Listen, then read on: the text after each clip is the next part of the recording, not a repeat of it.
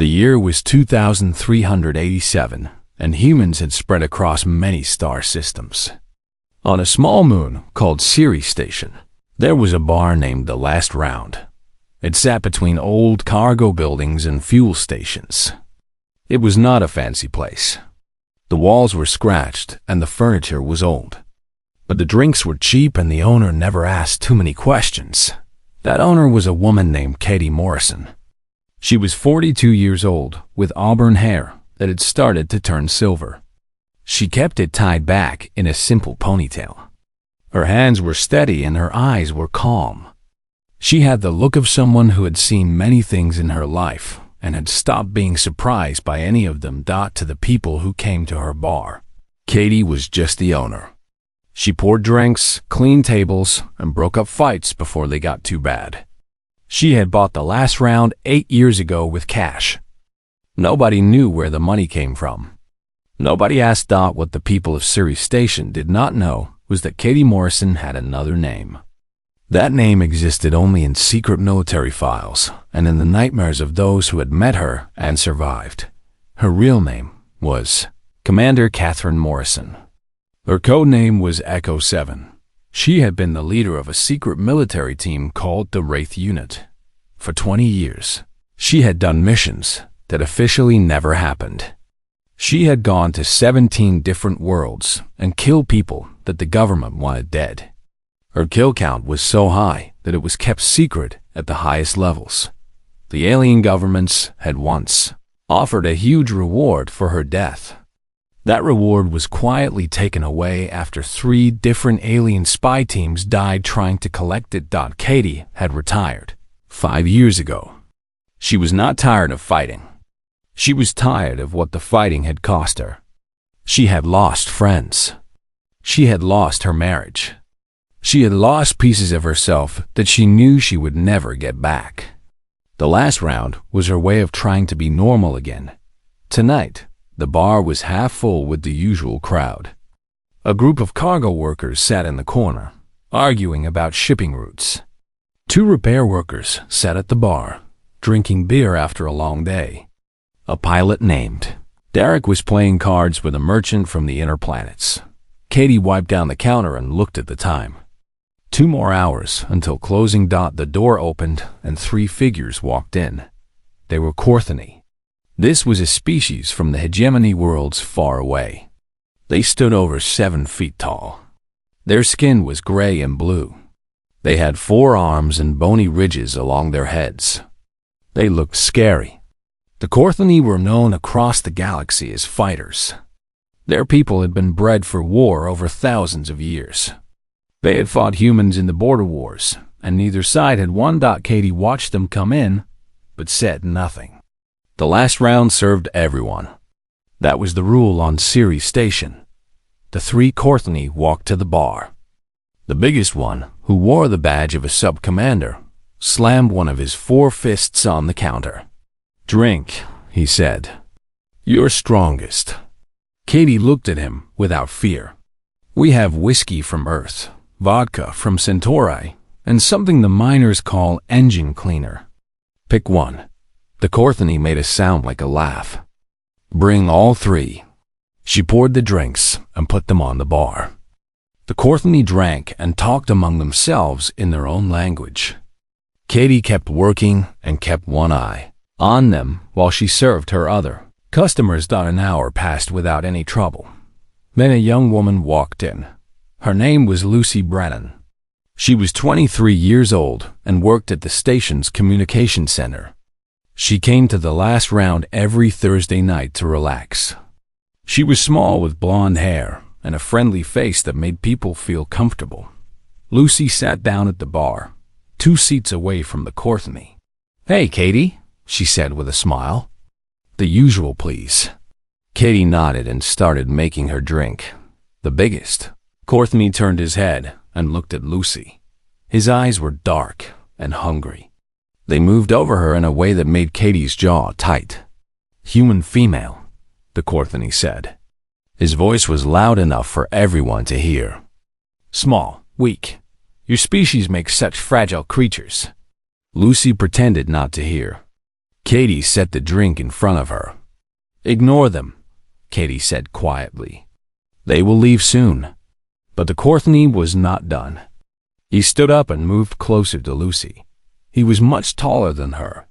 His three friends watched and looked amused. "During the war, I killed many humans," the alien said. "They screamed. They begged. They died so easily." He reached out with one of his four hands and touched Lucy's hair. "I wonder if this one would scream." The bar went silent. Lucy pulled away. Her face was pale. "Please do not touch me." "She speaks," the Courtney said to his friends. They laughed. He grabbed Lucy's arm hard enough to make her cry out in pain. Katie Morrison put down the glass she was cleaning. "Let her go," she said. Her voice was calm, like she was talking about the weather. The Courtney turned to look at her. His face showed nothing but hate. "You give orders to a warrior of the hegemony? You are nothing but a servant who pours drinks." Katie did not move. She did not blink. "I said let her go. This is your only warning." The Courtney let go of Lucy and took a step toward Katie. He was twice her size. His forearms could tear a human apart. "Warning?" He laughed. "What can you do to me, human?" Katie Morrison smiled. It was not a friendly smile. It was the kind of smile that a wolf shows before it attacks. It was the kind of smile that had been the last thing many Courtney soldiers ever saw. The bar was very quiet. Everyone could feel that something bad was about to happen. The cargo workers in the corner were already getting up to leave. The repair workers pressed themselves against the wall. Derek the pilot was halfway to the door. Katie looked at the Courtney subcommander. She looked at his three friends behind him. She thought about the young woman who had come to her bar, just wanting a quiet drink. She had tried so hard to leave the ghost behind. She had tried so hard to be normal, but some things could not be ignored. "Lucy," Katie said softly, "go to the back room. Lock the door." Lucy did not wait to be told twice. She ran through the door behind the bar, and Katie heard the lock click. The sub-commander laughed again. "Your herd runs away. Humans are all cowards." Katie reached under the bar. The Courtney put their hands on their weapons. But what she pulled out was not a gun. It was a small metal badge, old and worn. She put it on the counter between them. The Courtney looked at it. His eyes went wide. The badge showed a skull and a snake. It was the symbol of the Wraith unit. Below, it was a number. Echo 7. "You know what this is," Katie said. It was not a question. The sub-commander took a step back. All his confidence was gone. Now he looked scared. "Impossible," he said. "The ghost was killed. Our spies told us. Your spies were wrong." Katie stepped out from behind the bar. She moved slowly. Her eyes never left the Courtney. The ghost was awake. Nobody in the last round moved or spoke. The air felt heavy with danger. Everyone could feel that violence was coming. The Courtney sub-commander stood in front of Katie. He was still bigger than her. He was still stronger than her. But now there was fear in his eyes. His three soldiers had spread out behind him. Their hands were on their weapons. Even when they were off duty, Courtney soldiers always carried guns. Katie looked past the sub-commander to the door behind the bar. Lucy was safe. That was what mattered. The cargo workers had already left. The repair workers had pressed themselves into the corner. Derek the pilot was gone. Within 30 seconds, the bar was empty except for Katie and the four aliens. The sub-commander tried to sound brave. "Your people run away. Humans are all the same. Cowards who flee at the first sign of danger." "They are not cowards," Katie said.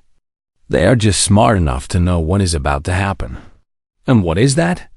Katie kept her eyes on him. "During the siege of Karth Prime, I led a team of 6 soldiers into your capital city.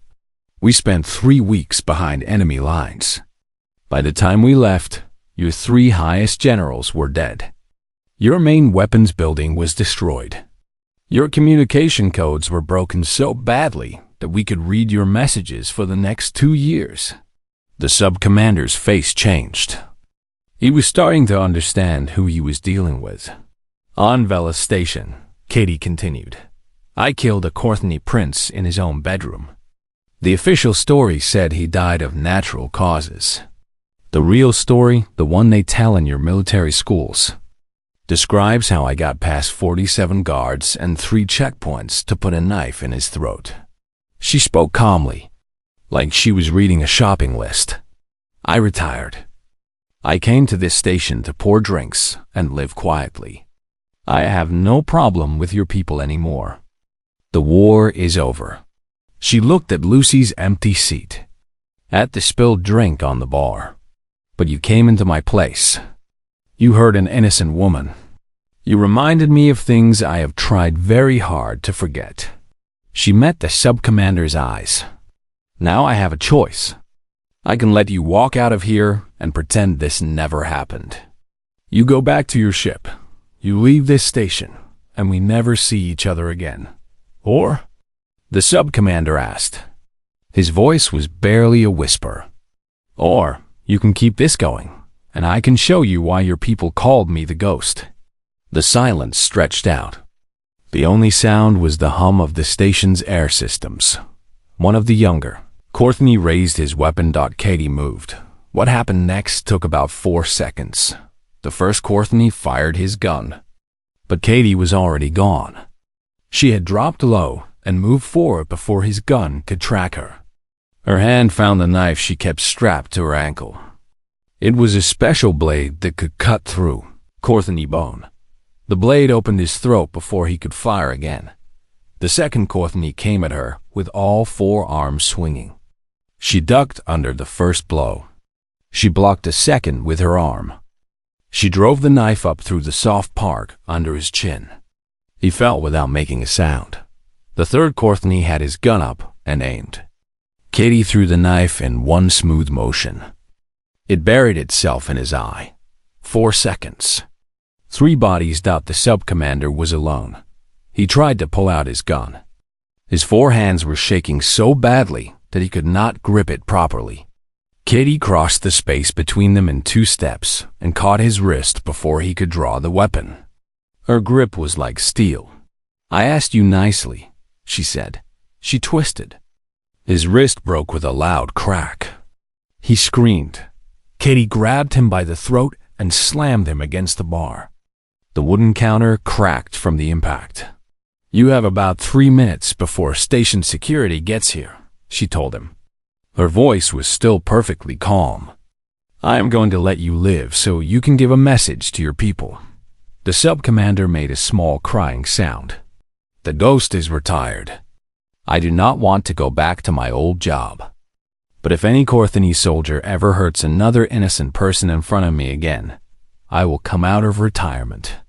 She leaned close to his face, so close that she could see herself reflected in his dark eyes. And I will remind the galaxy why they used to be afraid of the dark. She let him go. He fell to the floor, holding his broken wrist and gasping for air. Get out.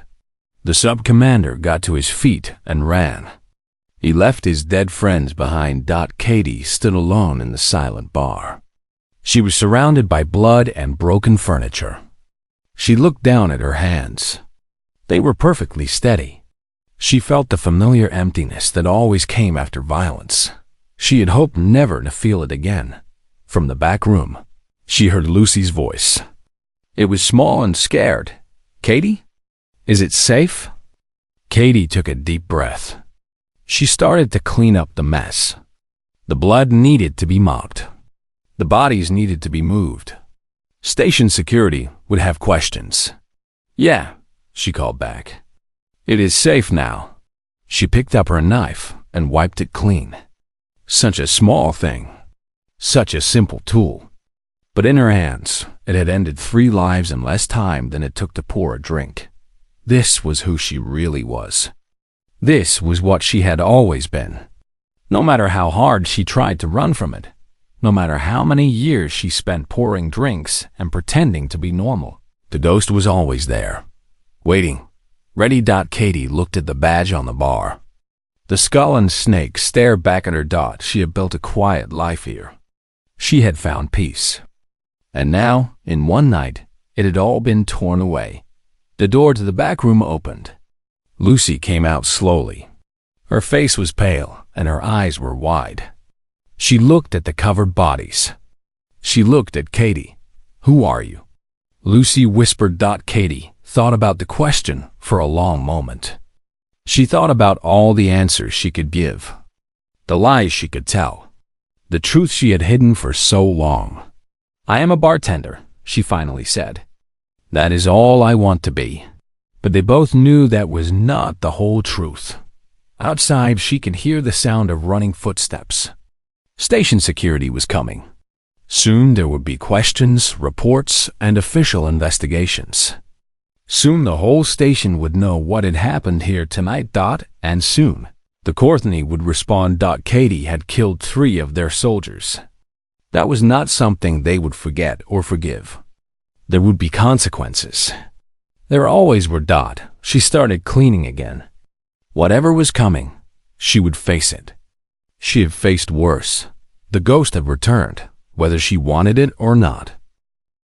By the time station security arrived at the last round, Katie had already cleaned up most of the mess. The 3 bodies were lined up near the door and covered with tablecloths. The blood had been mopped from the floor. The broken furniture had been pushed to one side. Katie was behind the bar, pouring herself a drink. When the security team came in with their weapons ready, the team leader was a man named Henry Park. He was a former military police officer who had taken this job because he wanted a quieter life. He had known Katie for 3 years. He had shared drinks with her on slow nights. He had never once suspected who she really was. He looked at the covered bodies. Then he looked at Katie. "You wanted to tell me what happened here?" Katie took a slow sip of her whiskey. 4 Courtney soldiers came into my bar. They got drunk. They hurt one of my customers. When I asked them to leave, 3 of them attacked me. And I defended myself. Henry walked over to the nearest body and lifted the tablecloth. He stared at the wound for a long moment. Then he put the cloth down again. "You defended yourself," he said flatly. "That is right. Katie, I have seen combat injuries. I have seen what happens when trained soldiers fight each other. This is not self-defense. This is something else." Katie said nothing. Henry ran a hand through his hair. "The Courtney are going to want answers. Their government will complain to the coalition. There could be big problems. The 4th one got away. He can tell them what happened. That is what I am afraid of." The next several hours were full of questions, reports, and official statements. Katie told her story the same way each time. She never changed it. She never added anything. The station administrator, a nervous man named Douglas Webb, begged her to cooperate. He wanted her to show some regret. He wanted her to say something that might make things better. Katie stayed silent. Lucy gave her own statement. She described how the Courtney had grabbed her and how Katie had warned them. The cargo workers and repair workers who had seen the start of the fight told what they knew. All the evidence supported Katie's story of self-defense, but everyone knew that 3 dead. Courtney soldiers would not go unanswered. The response came faster than anyone expected. 12 hours after the fight, a Courtney warship appeared above Ceres Station. It was a huge ship covered with weapons. It carried more than 500 soldiers. The ship's commander, a high-ranking officer named General Vectis, sent one message: "Give us the human called Katie Morrison for trial under our laws, or face the consequences." Administrator Webb was pale and sweating when he called Katie into his office. "They are threatening to block all ships from leaving the station," he said. His voice was shaking. "They will cut off our supplies until we give you to them. And what are you going to do?" Webb spread his hands. What can I do? We are a civilian station. We have 30 security officers. That ship could destroy us in minutes. Have you called the coalition for help? I sent a message to the nearest fleet, but they are 3 days away. We could all be dead by then. So, you are going to hand me over. Webb could not look her in the eyes. I do not have a choice. 12,000 people live on this station. Their safety depends on my decision. Katie nodded slowly. She had expected this. There might be another way, she said. What? Let me talk to them. Webb looked at her like she was crazy. Talk to them? They want to kill you. Maybe, but I know something about the Corthany. They respect strength. They respect warriors who prove themselves in combat. She paused. I am going to offer them a trade. What kind of trade? Single combat. Me against their best fighter. If I win, they leave the station alone. If I lose, they get what they want. Webb was quiet for a long time. That is suicide, he finally said. Have you seen Corthany warriors fight? They are twice your size and 4 times as strong. They train for combat from the day they are born. Katie smiled. It was that same smile she had shown the sub-commander, the one with no warmth in it. I know. I have killed hundreds of them. The message was sent. The offer was made to everyone's surprise. General Vectis accepted. The fight would happen on the station's main cargo deck. It would be shown on screens across human and Corthany space. The Corthany champion would be a warrior named Grokoth. He was known throughout their empire as the Undefeated. He had won over 300 fights and had never lost. The battle was set for the next morning. That night, Katie sat alone in her bar. The damage had not been fixed yet. She held a small photograph in her hands. It was old and faded. It showed a younger version of herself standing with 2 other soldiers. All of them were smiling. All of them were still whole. Both of the others were dead now. One had died on Korath Prime. The other had died during a mission on Velas Station. Katie was the only one left. She put the photograph in her pocket and finished her drink. Tomorrow, she would fight for her life. Tomorrow, she would face a warrior who had never been beaten. Tomorrow, she would remind the galaxy why they had feared the ghost. She thought about the young woman she had saved. Lucy Brennan, with her friendly face and her simple job at the communication center. Lucy had done nothing wrong. She had just wanted a quiet drink after work. That was worth fighting for. That was worth dying for. Katie got up and walked to the window. Outside, she could see the stars burning bright and cold in the black sky. Somewhere up there, the Corthany warship waited. Somewhere up there, Grokoth was preparing for the fight of his life. He thought he was going to kill an old bartender. He thought this would be easy. He was wrong. Katie closed her eyes and let herself remember. She remembered the training that had turned her into a weapon. She remembered the missions that had made her famous. She remembered the enemies she had faced and the friends she had lost. She was not the same woman who had fought in the Feyend border wars. She was older now, slower. Reflexes were not what they used to be, but she still remembered how to kill.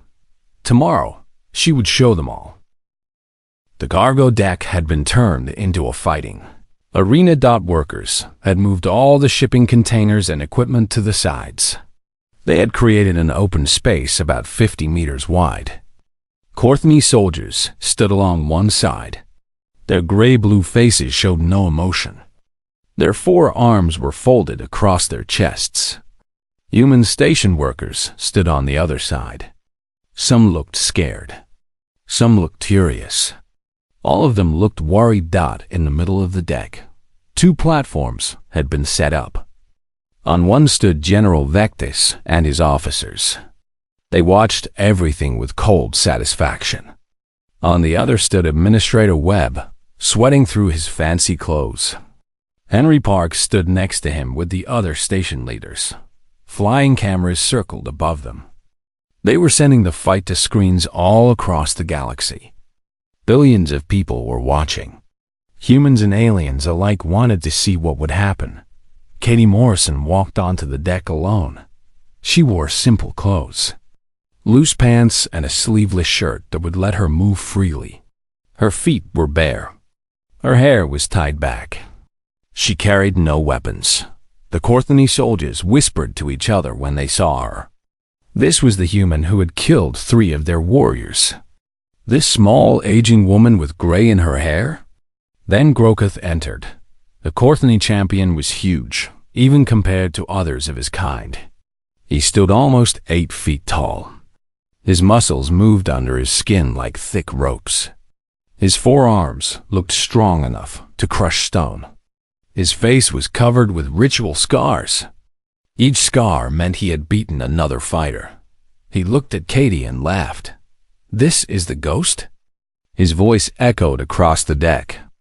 "This creature killed 3 warriors of the hegemony? I have seen bugs that were more dangerous."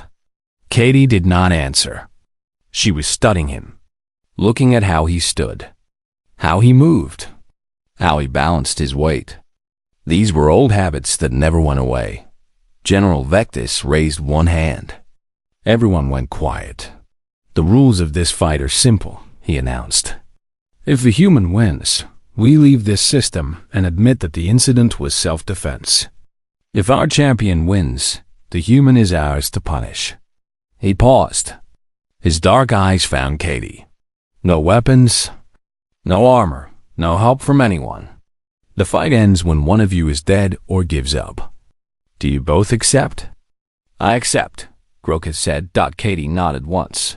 "Then begin." Grokuth charged at her right away. He moved fast for someone so big. His forearms reached for her. Any one of them could tear her apart. But Katie was not there anymore. She had moved the moment the general stopped talking. She slid to the left like water flowing around a rock. Grokuth's hands closed on empty air. He spun around, quick for his size, and attacked again. Katie ducked under his fist and stepped inside his reach. Her elbow hit a nerve point under his second right arm. Grokuth made a surprised sound. That arm went numb and dropped to his side. "You are fast," he admitted. "It will not save you." He attacked harder. All 4 arms working together in patterns meant to overwhelm any defender. Katie blocked and dodged and moved aside. She never stayed in one place long enough for him to hit her solid. She was fighting a different kind of battle. She was not trying to overpower him. She could not do that. Instead, she was learning him, watching how he moved, finding his habits and weaknesses. Every fighter has patterns. Every warrior has tells. Katie had spent a lifetime learning to see them. Grokuth's patterns became clear in the first 2 minutes. He liked to attack with his upper right arm. This left his lower left side open after each strike. He was too aggressive. He trusted his strength too much. That was a mistake. Katie let him push her backward. She gave ground slowly. She made him think he was winning. The Corthany soldiers cheered as their champion pressed his attack. The human watchers grew pale. Then Katie stopped moving back. She caught Grokuth's upper right arm at the top of his swing. His body was committed. He could not pull back. Her fingers found the pressure point at his elbow and squeezed hard. The arm bent backward. With a cracking sound, Grokuth roared in pain and anger. He swung wildly with his other 3 arms. Katie flowed around the attacks like smoke. Her movements were small and exact. Her palm hit him under the jaw. His head snapped back. Her knee drove into his stomach where no bone protected him. Her fingers raked across his eyes, blinding him. Grokuth stumbled backward. He held his face with 2 hands. A 3rd arm hung broken at his side. His 4th arm waved blindly, trying to stop her. Katie broke that arm too. The champion of the Corthany, the undefeated, fell to his knees. Blood ran down his face. 3 of his 4 arms were broken or useless. The cargo deck was completely silent. Katie circled him slowly. Her breathing was steady. Her face was calm. "Give up," she said. Grokath spat blood. "Courtney, do not give up. We die with honor. There is no honor in throwing away your life for pride. What would you know of honor, human?" Katie stopped in front of him. She looked at his ruined face. The face of a warrior who had never lost until now. "I know that honor is not about winning," she said quietly. "It is about fighting for what matters. It is about protecting people who cannot protect themselves." She looked at the Courtney soldiers watching in shock. "Your people came to this station and threatened innocent people. You attacked a young woman who did nothing to you. Where is the honor in that?" Grokath had no answer. Katie stepped back. "I will not kill you," she said, loud enough for everyone to hear. "Not because you deserve mercy, but because I am tired of killing. I came to this station to leave the ghost behind. I will not let your people drag me back into the darkness." She turned to face General Vectis. The terms were met. Your champion lost. Now take your ship and leave this system. Vectis stood still on his platform. Katie could see him thinking. He could order his soldiers to attack her. He could forget the agreement and take what he wanted by force. But that would mean admitting that the whole Courtney military could not do what one human woman had done alone. That would show the galaxy that they needed 500 soldiers to beat a single enemy. That would prove that humans were stronger than anyone believed. "We will leave," Vectis said at last. The words seemed to hurt him. "The matter is closed." He turned and walked away without another word. His soldiers followed, carrying Grokath's broken body with them. Katie stood alone in the center of the arena. Around her, the human watchers started to cheer. She did not smile. She did not celebrate. She just walked off the deck and went back to her bar. 1 week after the fight, the last round opened again. Katie had spent the days fixing the damage from that night with the Courtney soldiers. New furniture replaced the broken tables and chairs. Fresh paint covered the walls. New floorboards filled the spots where the blood had soaked in too deep to clean. From outside, the bar looked exactly the same as before. Just another small place on the edge of Siri Station. Nothing special. Nothing remarkable. But everything had changed. The video of Katie's fight with Grokath had spread across the galaxy like fire. Within hours, her face was on every news screen. Her name was on every tongue. The legend of the ghost, which had been quiet during her years of retirement, came roaring back to life. Military commanders who had closed her file long ago suddenly got questions from other governments. Who was this woman? Where did she come from? How did one human beat a Courtney champion in single combat? The answers they gave only made the legend grow bigger. Katie Morrison had been born on a colony world that no longer existed. During the border wars, Courtney forces had attacked her planet when she was 19 years old. She was the only survivor from her family, one of the only survivors from the whole colony. The military had found her hiding in the ruins of her childhood home. She was holding a knife she had used to kill the first 3 soldiers who tried to take her. They had seen something in her, some ability for violence that could be trained and directed. They had shaped her into a weapon. For 20 years, she had been their best tool of war. Now the whole galaxy knew her name again. On the night the last round reopened, Katie stood behind the bar and watched her customers come in. They were different from the usual crowd. Instead of dock workers and pilots, the place was full of people who had come to see the legend for themselves. Young soldiers on leave. Veterans who remembered the war. Regular people who had watched the fight and needed to see that she was real. They sat at her tables and ordered drinks and stared at her with looks of wonder and fear. Katie served them all with the same quiet skill she had always shown. Around midnight, Lucy Brennan appeared at the door. The young woman stood there, not sure if she should come in. Katie saw her and nodded toward an empty seat at the bar. Lucy sat down. "I was not sure you would want to see me," she said. "After everything that happened because of me. What happened was not your fault. But if I had not come in that night, if I had just stayed home, then they would have found another reason," Katie said gently. "Men like that are always looking for someone to hurt. If it was not you, it would have been someone else." She made Lucy's usual drink and put it on the bar. "You have nothing to be sorry for." Lucy was quiet for a moment. She turned the glass in her hands. "Is it true?" she finally asked. "All the things they're saying about you. The missions, the kills, the operations behind enemy lines. Is any of it true?" Katie thought about the question. "Some of it," she said. "The facts are mostly right, but they have gotten bigger over time. The truth is never as clean as the stories make it sound. Do you regret it? The things you did?" "Some of them." Katie's eyes grew distant. "I did what I thought I had to do to protect the people I loved and the home I came from. Whether it was right or wrong, I will never know for sure." She looked at Lucy.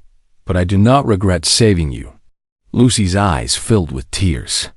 She reached across the bar and held Katie's hand. "Thank you," she whispered. The door opened again. Katie looked up and saw Henry Park walk in. The security chief was not wearing his uniform tonight. He had on regular clothes and carried a bottle of expensive whiskey under his arm. "Mind if I join you?" he asked. Katie pointed to the empty seat next to Lucy. "What is the occasion?" Henry put the bottle on the bar. "Call it a peace offering. I spent the last week looking at your file. At least the parts that are not blacked out. I think I owe you an apology." "For what?" "For ever thinking you were just a bartender." Katie poured 3 glasses from his bottle. "I was just a bartender," she said. "For 8 years, that was all I wanted to be. I think I was good at it." "You were," Henry agreed. "Best bar on the station." They drank together in comfortable silence. "So what happens now?" Lucy asked. "The whole galaxy knows who you are. You cannot go back to being unknown." Katie shrugged. "I stay here. I keep pouring drinks. Maybe the crowds will go away after a while. Once the excitement dies down, people will remember that I am just an old woman who runs a bar. And if the Courtney come back..." Katie's face did not change, but something shifted in her eyes. "They will not." "How do you know?" "Because I sent a message to their spy agencies. I reminded them that I know the location of every secret base, every hidden weapon storage, every classified place that I found during my years of service. I told them that all of that information is set to go to the coalition military if anything happens to me or to this station." She took another sip of whiskey. "The Courtney are practical people. They will leave us alone." Henry laughed softly. "You really are something else." "I am a bartender," Katie said again. "That is all I want to be." But as the night went on and her customers slowly left, Katie found herself alone behind the bar once more. She looked around at the place she had built, the quiet life she had made for herself on this small moon, far from the centers of power, far from the wars that still burned among the stars. It was not much. A small bar in a forgotten corner of space, but it was hers. She poured herself one last drink and raised the glass in a silent toast. To fallen friends, to hard choices, to the hope that the ghost could finally rest. Outside the window, the stars burned cold and bright against the black sky. Ships came and went from the station. Life went on as it always did. Katie Morrison, the most deadly soldier humanity had ever made, closed her eyes and listened to the silence. It sounded like peace. She smiled, a real smile this time, and finished her drink. Tomorrow there would be more customers, more drinks to pour, more stories to hear. the legend would fade. The crowds would thin. And someday, maybe, people would forget about the ghost and remember only the bartender. That was enough. That was more than enough. Katie turned off the lights and locked the door behind her.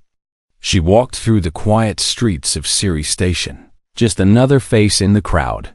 Just another person going home after a long day of work. The ghost was at rest. And Katie Morrison was finally free.